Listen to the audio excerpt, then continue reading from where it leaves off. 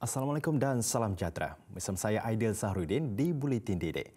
Keputusan Sijil Tinggi Persukalan Malaysia STPM 2024 menunjukkan peningkatan dengan purata nilai grade keseluruhan PNGK Nasional naik kepada 2.85 berbanding 2.84 pada 2023. Menurut Pengerusi Majlis Peperiksaan Malaysia MPM, Profesor Datuk Dr. Mat Amin Maktaf, pencapaian itu menjadikannya rekod tertinggi sejak peperiksaan itu dilaksanakan.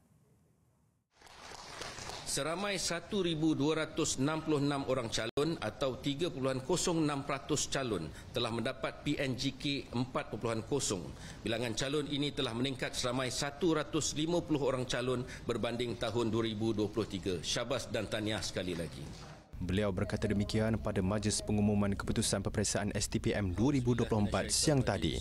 Sementara itu, jumlah calon yang memperoleh 5A meningkat kepada 53 calon, manakala 1,228 calon memperoleh 4A. Secara keseluruhan, sebanyak 99.97% atau 41,422 calon layak dianugerahkan sijil STPM.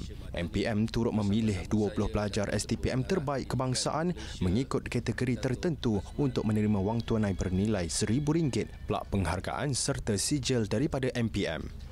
Ia termasuk 8 pelajar terbaik kebangsaan aliran sains, seorang dari aliran sains sosial dan seorang dari kategori orang asli serta 3 pelajar terbaik kebangsaan kategori calon berkeperluan pendidikan khas seperti spastik, penglihatan buta dan penglihatan rabun.